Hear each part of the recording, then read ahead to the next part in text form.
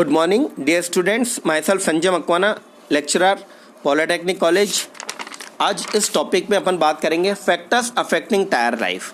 कौन कौन से जो फैक्टर्स हैं वो टायर की लाइफ को प्रभावित करते हैं। Sequence of tyre rotation of car का जो टायर का रोटेशन है उसका क्या सीक्वेंस रहता है। Wheels and tyre trouble, wheels और टायर की क्या क्या ट्रबल्स होती हैं और ट्यूबलेस टायर के क्या क्या फ़ायदे होते हैं, ये अपन इस वीडियो के माध्यम से आज अपन जानेंगे। तो सबसे पहले अपन बात करते हैं फैक्टर्स अफेक्टिंग टायर लाइफ। कौन कौन से जो फैक्टर्स हैं जो कि टायर की लाइफ को अफेक्ट करते हैं। तो चलिए अपन जानते हैं। सबसे पहला है मेक ऑफ कार टायर, कि टायर कार के जो टायर है उसका मेक क्या है, किस कंपनी के द्वारा उसको बनाया गया। Long life tyres are made from harder rubber compound. जो लॉन्ग लाइफ के टायर्स होते हैं वो हार्डर रबर के कंपाउंड के बनाए जाते हैं, क्योंकि सॉफ्ट जो कंपाउंड होता है वो जल्दी वियर आउट फास्टर हो जाता है, जल्दी वियर आउट हो जाता है। तो हमेशा वो हार्डर रबर के हमारे को बनाने चाहिए। पोजीशन ऑफ कार टायर, कि जो फ्रंट के टायर्स हैं, फ्रंट टायर जो हैं वो जल्दी घिसते हैं, specially if the car is a front wheel drive. अगर कार के अंदर फ्रंट व्हील ड्राइव है तो आगे के जो टायर हमारे वो जल्दी घिसते हैं, जल्दी उनमें वियर होता है। और ये जो एक्स्ट्रा वियर होता है ये स्टीयरिंग का मूवमेंट की वजह से होता है। Third, weight of vehicle. The heavier the vehicle the faster the car tyre wear. जितना ज़्यादा व्हीकल हैवी होगा, जितना ज़्यादा उस पर लोड होगा, उतना ज़्यादा हम उसके टायर के जो वियर है वो फास्ट होगा। Fourth, speed. Driving at higher speed increases the car tyre temperature and accelerate the wear. Higher speed पे अपन जब गाड़ी को ड्राइव करते हैं तो उसके जो टेम्परेचर है टायर का वो बढ़ जाता है, जिससे वियर की जो टेंडेंसी होती है, वियर का मतलब घिसना, उसकी जो टेंडेंसी होती है वो बढ़ जाती है। Next, car tyre alignment. जो अलाइनमेंट है, incorrect alignment of the car tyre causes uneven and increased wear. जो हमारा इनकरेक्ट अलाइनमेंट है टायर का, अगर उसका अलाइनमेंट सही नहीं हो तो जो हमारा अनइवन एंड इंक्रीज्ड वियर, ये वियर को बढ़ा देता है, काफ़ी हद तक ये इसको इंक्रीज कर देता है। Next, driving style. Aggressive cornering, अगर तेज़ी से अपन कॉर्नर पे मोड़ेंगे, एक्सलरेट करेंगे, ब्रेक लगाएंगे, एक्सेसिव ब्रेक लगाएंगे, बार बार ब्रेक लगाएंगे, तो ये सारे के सारे जो हैं वो टायर की वियर को बढ़ाते हैं, ये टायर की वियर को बढ़ाएंगे। नेक्स्ट, टायर का जो प्रेशर है, it's play a very important role. Both over inflation and under inflation increases wear. यहाँ पर अगर हम टायर में ज़्यादा हवा भरेंगे या कम हवा रखेंगे तो दोनों ही टायर के वियर के लिए घातक होता है, दोनों ही टायर के वियर को जल्दी करता है, बढ़ाता है। फिर अगर अपन समय की बात करें तो tyre deteriorate naturally over time due to the effect of weather. समय के अनुसार, वेदर के अनुसार जो है टायर को इफेक्ट करते हैं। अगर एक हमारा टायर जो है बाहर पड़ा हुआ है तो वो जल्दी डिग्रेड होगा, बजाय इसके कि टायर को ही हमारा गैराज में रखा हुआ है, राइट। लोड का अगर अपन बात करें, लोड या ओवरलोडिंग, तो जितनी ज़्यादा ओवरलोडिंग होगी उतना ज़्यादा टायर का वियर एंड टियर बढ़ेगा, उतना ज़्यादा टायर का वियर बढ़ेगा।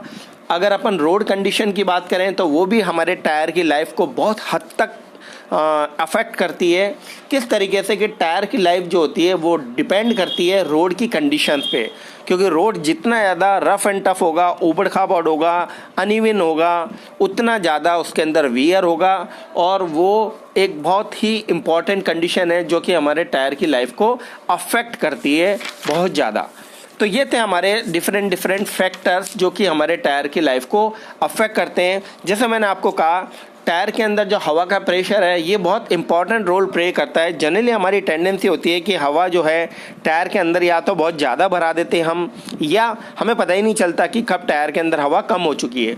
और दोनों ही कंडीशन में जो हमारा वियर है, और दोनों ही कंडीशन में हमारा जो वियर एंड टियर है वो ज़्यादा हवा के कारण या कम हवा के कारण हमारा वियर तेज़ी से होता है टायर का।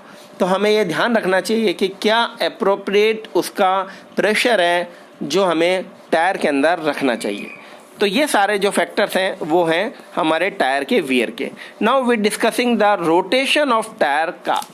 जो टायर का रोटेशन है कि कब कोई टायर हमारा ख़राब हो जाता है तो उसको हमको किस तरीके से हम उसको रोटेट करें, अदला बदली करें कि वो यूनिफॉर्मली जो है वियर हो, समान तौर पे घिसे, ताकि हमारे को नया टायर लगाने की आवश्यकता नहीं पड़े और हम स्पेयर व्हील से, यह कह सकते हैं, ये देखिए ये स्पेयर व्हील है, स्पेयर व्हील से या जिसको अपन स्टेपनी कहते हैं उससे हमारा काम चल जाए। तो हम किस तरीके से उसको चेंज करें।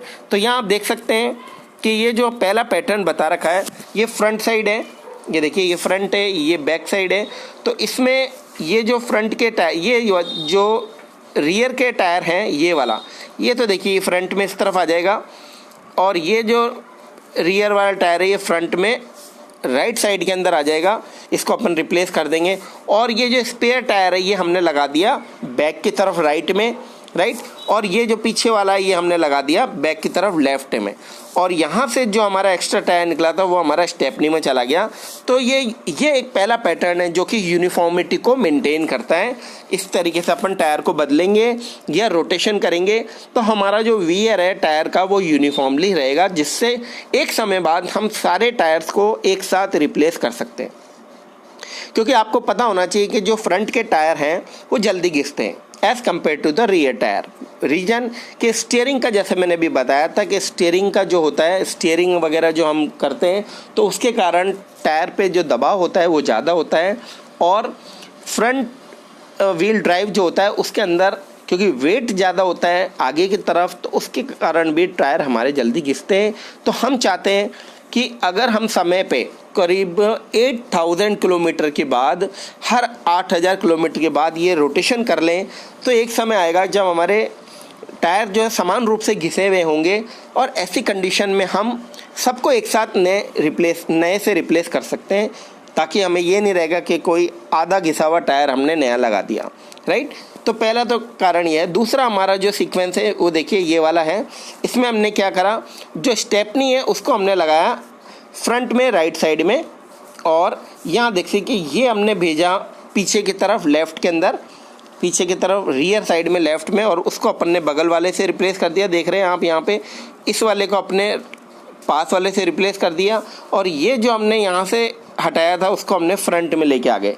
तो ये एक सेकंड हमारा रोटेशन का क्रम है जिसको हम फॉलो करते हैं ताकि यूनिफॉर्म वियर एंड टियर हमारे को टायर में मिले। और तीसरा जो है हमारा रोटेशन का, वो आप इसमें देख सकते हैं इस वाले फिगर के अंदर। यहाँ पर हमने बैक वाले जो पीछे वाले दो हैं वो फ्रंट में लगा दिए और जो फ्रंट वाले थे वो हमने दोनों बैक में लगा दिए, जिससे कि जो अब फ्रंट वाले जो ज़्यादा घिसे हुए तो पीछे चले गए और पीछे वाले जो कम घिसे हुए थे वो आगे। तो इस तरीके से अगर अपन रोटेशन करते हैं तो एक समय बाद हमारे जो टायर की कंडीशन है वो समान रूप से घिसी हुई रहती है, और अपन जब चेंज करते हैं तो समान रूप से हम सारों को हटा के और सारे के सारे उनकी जगह नए रिप्लेस कर देते हैं।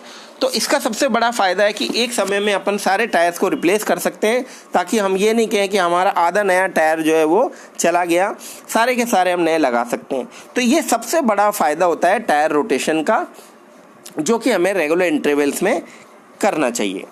उसके बाद अपन बात करते हैं, देखिए थर्ड जो हमारा टॉपिक है व्हील एंड टायर के ट्रबल के बारे में, कि कौन कौन सी व्हील एंड टायर के ट्रबल्स होती है, जनरली उसमें कौन कौन सी परेशानी आती है। तो सबसे पहला है व्हील बाउंस और ट्रैम्प भी अपन इसको बोलते हैं। ये इसेंट्रिसिटी के कारण होता है, व्हील और टायर की इसेंट्रिसिटी जो होती है उसके कारण होता है। और ये इसेंट्रिसिटी क्यों आती है? अनबैलेंसिंग के कारण, जो स्टैटिक और डायनेमिक अनबैलेंसिंग है उसके कारण हमारी व्हील बाउंस हो जाती है या ट्रैम्प हो जाती है, या जो टायर के अंदर हवा का प्रेशर है उसके कारण हमारी व्हील की बाउंसिंग होती है। तो ये एक हमारा ट्रबल है व्हील और टायर का। दूसरा व्हील बॉवल और शिमिंग, ये हमारी दूसरी कंडीशन है जो कि व्हील बॉवल के नाम से जानी जाती है, और ये भी जो है डायनामिक अनबैलेंसिंग के कारण होती है। ये जो परेशानी है वो डायनामिक अनबैलेंसिंग के कारण। और जैसा मैंने आपको बताया कि अनबैलेंसिंग क्या होती है, जब हमारे व्हील पे आने वाले फोर्सेस जो हैं, जो कि वजन के कारण और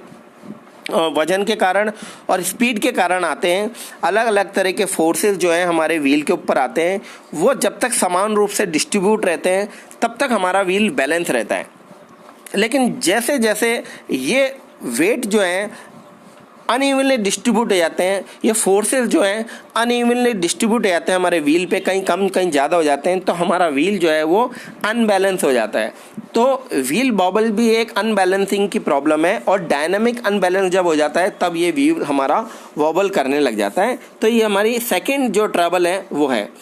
थर्ड जो हमारी है side wear off the tyre. ये हमारे साइड के जो वियर है वो जब साइड की तरफ से हमारा टायर जब ज़्यादा घिसता है तो उसकी वाली परेशानी है। इसी तरह से one side wear off the tyre, centre wear off the tyre, uneven wear off the tyre, uniform rapid wear off the tyre, trade cracking, trade and ply separation, loss of pressure, radial tyre lead, ये तमाम तरह की जो troubles हैं वो हमारे कई इसमें बैलेंसिंग से रिलेटेड है, कई इसमें हाई प्रेशर अगर हम हवा का भर देंगे उससे रिलेटेड है, कई इसमें जो है वो रफ ड्राइविंग से संबंधित है, कई इसमें जो है हवा के लो प्रेशर से संबंधित। देखिए one side wear off tyre, centre wear off tyre, uneven wear off tyre, uniform rapid wear, ये सब जो हैं वो हमारे टायर के अंदर प्रेशर जो हवा का है उसको कम ज़्यादा करने से ये सारी की सारी परेशानियाँ होती है।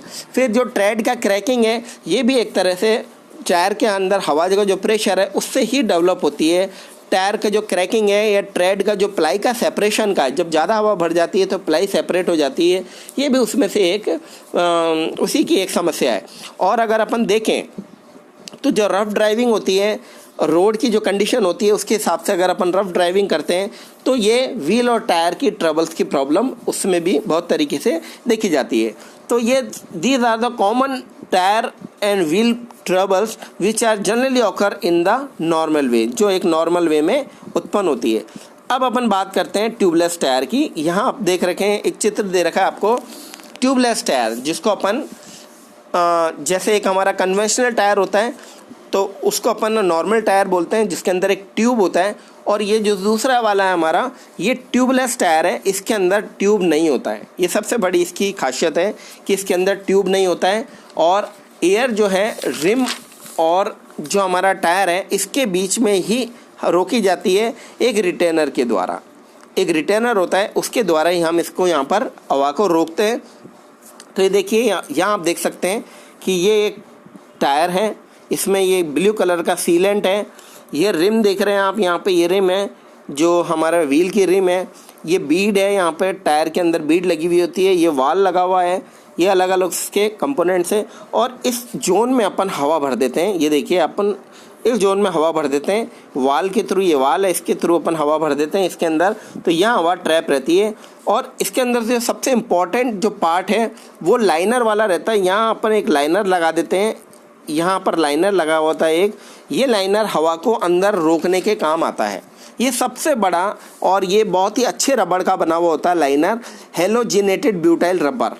हेलोजिनेटेड ब्यूटाइल रबर होता है जो कि बहुत ही अच्छा रबर होता है जिसका अपन इसको बनाते हैं, जिसका अपन इसको यूज़ करते हैं, जो हवा को ट्यूब के अंदर ही बनाए रखता है। ये इसका सबसे बड़ा फ़ायदा है।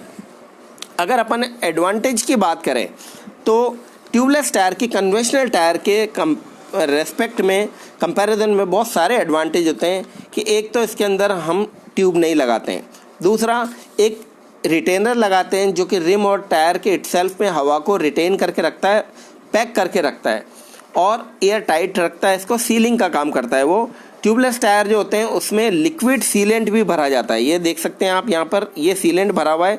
इस सीलेंट का काम होता है कि जैसे ही कोई शार्प ऑब्जेक्ट के द्वारा यहाँ से कोई कट लगता है तो ये सीलेंट क्या करता है, उस होल में जाके भर जाता है और सूख जाता है, जिससे कि इमीडिएटली वो ऊज कर देता है, स्टॉप कर देता है एंड ड्राइज अप, और सूख जाता है और वहीं पे वहीं सीलिंग का काम करता है। तो ये सीलेंट जो है ये शुरू में हम इसके अंदर भर देते हैं ट्यूबलेस टायर के अंदर, तो ये सीलिंग का काम करता है।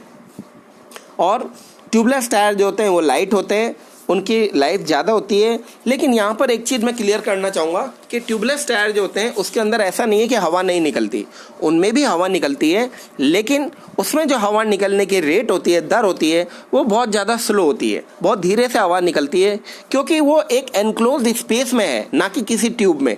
तो जब वो हवा निकलती है तो बहुत ज़्यादा प्रेशर के साथ नहीं निकलती, धीरे धीरे निकलती है और इसके कारण क्या होता है कि उसको ड्राइवर को इतना समय मिल जाता है कि वो कहीं नज़दीक में या कहीं भी रिपेयर वाली शॉप पे उसको रिपेयर करा सकता है. It has some time so that it can repair the tyre. तो यहाँ पर अंतर यह है कि ऐसा नहीं है कि उसमें से व्हील में से टायर नहीं निकलती, ट्यूब में से हवा नहीं निकलती है, लेकिन धीरे धीरे निकलती है ताकि उसमें थोड़ा सा समय मिल जाए और उसको रिप्लेस किया जा सके, उसको बनवाया जा सके. तो ट्यूबलेस टायर जो है वो बहुत बढ़िया क्वालिटी का टायर है और जनरली इसमें हवा की जगह अपन नाइट्रोजन फिल करते हैं. तो नाइट्रोजन और धीरे निकलती है हवा के कंपैरिजन में, क्योंकि इसके मॉलिक्यूल जो होते हैं वो और बड़े होते हैं. तो वो जो होल है, अगर किसी ट्यूबलेस टायर में होल हो गया है तो उसमें से जब निकलेगी तो बहुत कम निकलेगी, क्योंकि इसके मॉलिक्यूल्स बड़े होते हैं और ये बहुत दिनों तक काम करती है, बहुत दिनों तक चलती है. तो उसमें नाइट्रोजन भी अपन लगाते हैं, डलाते हैं व्हील के अंदर, ताकि ये काफ़ी समय तक ये रहे. तो ट्यूबलेस टायर जो है वो बहुत ज़्यादा कन्वेंशनल टायर के कंपैरिजन में बढ़िया है, बहुत ज़्यादा दिन तक चलता है, मेंटेनेंस इसकी कम है और हेयर इसके अंदर पैक रहती है. और जो टायर है और जो रिम है ये सीलिंग जैसा काम करती है और उसको सीलिंग को एक परफेक्ट दिशा में, इसके लिए ज़रूरी क्या है कि हमारी जो रिम है, व्हील की जो रिम है, उसमें बेंड नहीं होना चाहिए. और दूसरा कि हमारा जो टायर है वो या तो ड्रम वाला होना चाहिए या स्पोक वाला व्हील होना चाहिए जिसके अंदर ट्यूबलेस टायर लगता है, क्योंकि वायर व्हील के अंदर ट्यूबलेस टायर नहीं लगता है.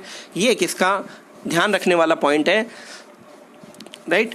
तो ये थे करीब सारी डिटेल जो इस टॉपिक के बारे में थी, जो आपने देखा इसमें कि कौन कौन से फैक्टर्स होते हैं जो टायर को अफेक्ट करते हैं, कौन कौन से फैक्टर्स होते हैं जो हमारे व्हील और टायर को ट्रबलिंग करते हैं, किस तरह का टायर का रोटेशन होता है ताकि यूनिफॉर्मली वियर हो, और किस तरह से हमारा जो है ट्यूबलेस टायर जो बेनिफिशियल होता है as compare to the other.